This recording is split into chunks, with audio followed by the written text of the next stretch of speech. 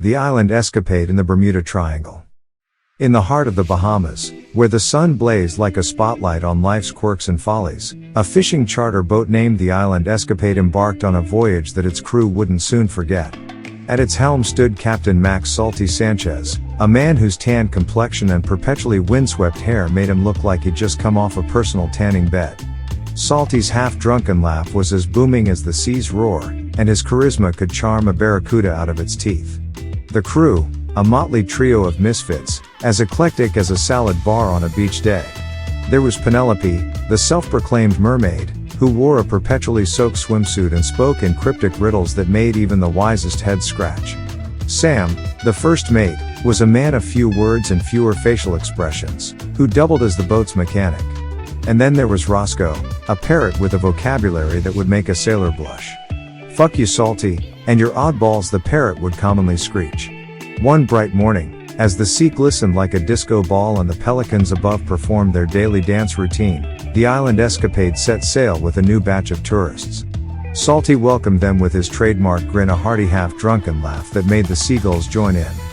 Penelope, ever the enigma, offered them a riddle to keep their minds busy as they set off for their fishing destination. Listen close, ye seekers of lore, in oceans deep, a riddle's core. What's a shadow of the sun's own light, yet never fears the deepest night? All the tourists shrugged, and Penelope giggled, "Moonlight. Get it? The moonlight is a shadow of the sun's light." Straightening her back and sticking her chest out, she continued, holding her hand up in a fist with one finger bent to pantomime a hook, growling, "What's black and white and wet all over?" A mischievous glint in her eye. A tourist raised a confused eyebrow. "A penguin, maybe?" Penelope chuckled, her laughter as elusive as a mermaid's tail. "Nay, dear traveler, it's a newspaper on a rainy day. But don't be surprised if you find more than news in these waters." Laughter erupted, and the tourists exchanged amused glances, as if they had stumbled into a pirate's version of Alice in Wonderland. As the fishing lines were cast and the boat gently bobbed on the waves, the crew went about their business.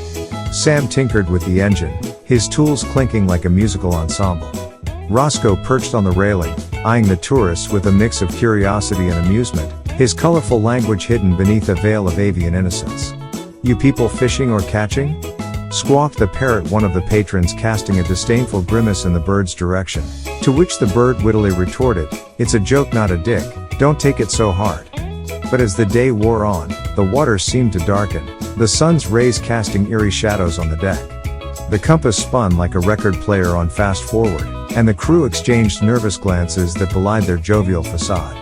Even Penelope's riddles seemed to hold a different, more ominous undertone. "Listen closely, ye landlubbers," she mused, Captain Salty resisting the overwhelming urge to roll his eyes, and tell her to piss off as she went on. "What sinks, floats, and sails the ocean, all in one?" A pause hung in the air, as the tourists exchanged uncertain glances. It was Roscoe who broke the silence, squawking with indignant pride, "A peckerhead with a boat, of course." The tourists exchanged looks amongst themselves, a mix of amusement and relief that seemed to ease the rising tensions in the air. Yet, beneath the comedic banter, there was a growing realization that the waters had turned treacherous, their buoyant facade giving way to a darker reality. As the sun began its descent, casting long shadows on the boat's deck, Salty turned to Penelope, tempered by concern. "You don't think we've sailed into the Bermuda Triangle, do ya?" Penelope's enigmatic smile held a hint of mischief. "'Tis a riddle, isn't it? What's shaped like a triangle but will make ye lose your marbles?" Salty scoffed, "Fuck you, you crazy bitch, this isn't hardly the time." His eyes held a glint of unease as he peered at the compass's erratic needle.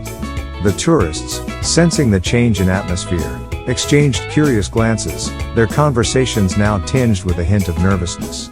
And then, as if nature itself was in on the cruel joke, the compass continued to spin wildly, the sun dipped below the horizon, and the boat sailed into the heart of the Bermuda Triangle. "Ye wanted adventure, didn't ye?" Penelope mused, her voice as puzzling as the sea's secrets. Salty lashed back, "I thought I told you to knock it the fuck off." He made his way over to Sam and whispered, "If she keeps it up with the cookie riddles, take her batshit crazy ass below deck and lock her up." Sam nodded in agreement. As the night fell, the stars above seemed to play a cosmic game of hide and seek, and the waters grew still and silent, as if holding their breath. The crew and tourists exchanged nervous glances, their earlier conversations now a distant memory lost to silence and fear. "We're like fish in a Bermuda-shaped fishbowl," Salty quipped, his bravado masking the growing tension. Penelope's cryptic laughter joined in. "Aye, Captain, but even fish find their way home when the tide is right." But the tide of fate seemed to have other plans. As the night deepened and the sea grew darker, the island Escapade's engine sputtered and died, leaving them adrift in a sea of uncertainty. In the darkness, Penelope's riddles took on a different meaning, each word echoing like an eerie prophecy.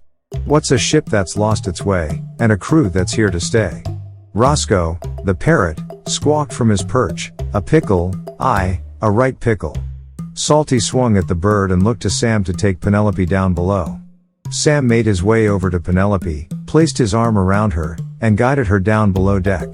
As the hours stretched into what felt like an eternity, the crew and tourists huddled together, their faces illuminated by the dim glow of the moon.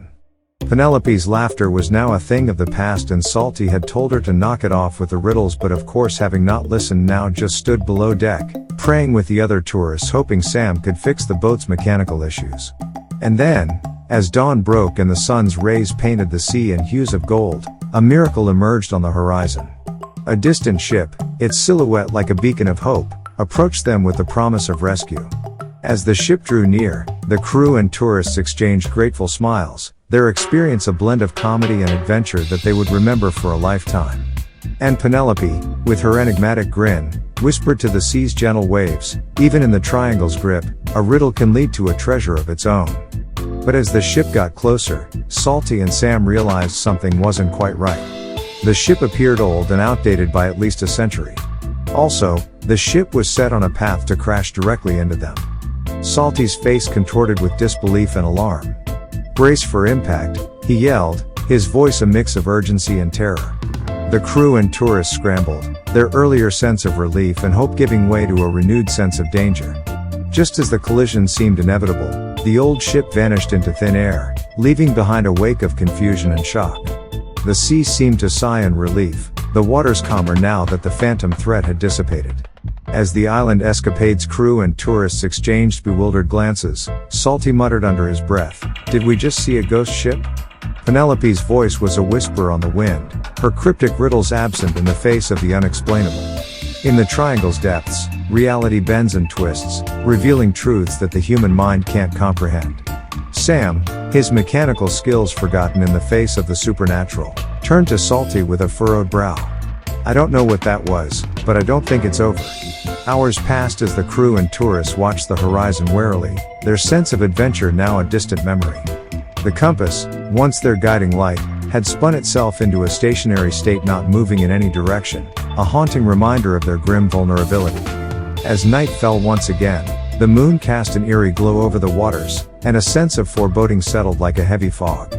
The sea's secrets seemed to whisper in the wind, a chilling reminder of the mysteries that surrounded them. And then, as if summoned by the darkest depths of the Bermuda Triangle itself, a monstrous shape emerged from the water.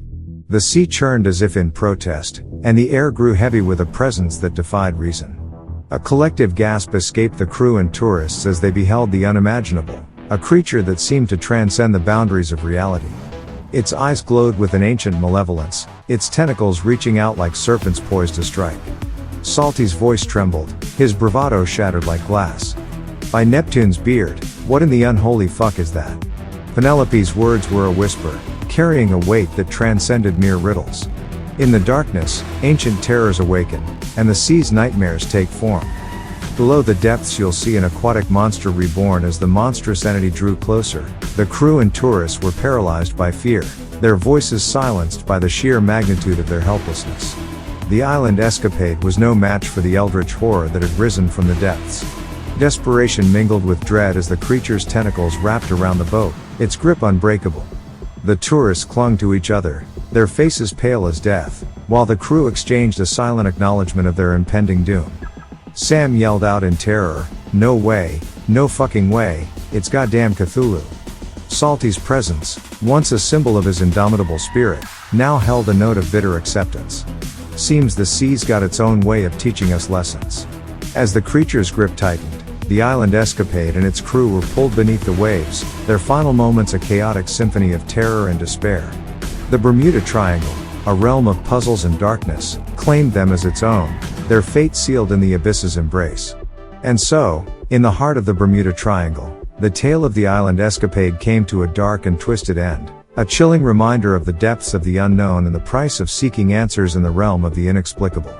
The sea's secrets remained veiled in shadow, as the boat and its crew were forever lost to the enigma that had consumed them.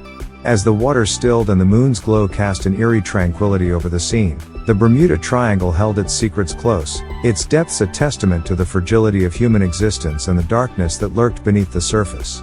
The tale of the ill-fated crew became a whispered legend, a haunting reminder that some mysteries are best left untouched, lest they drag us down into the depths of despair.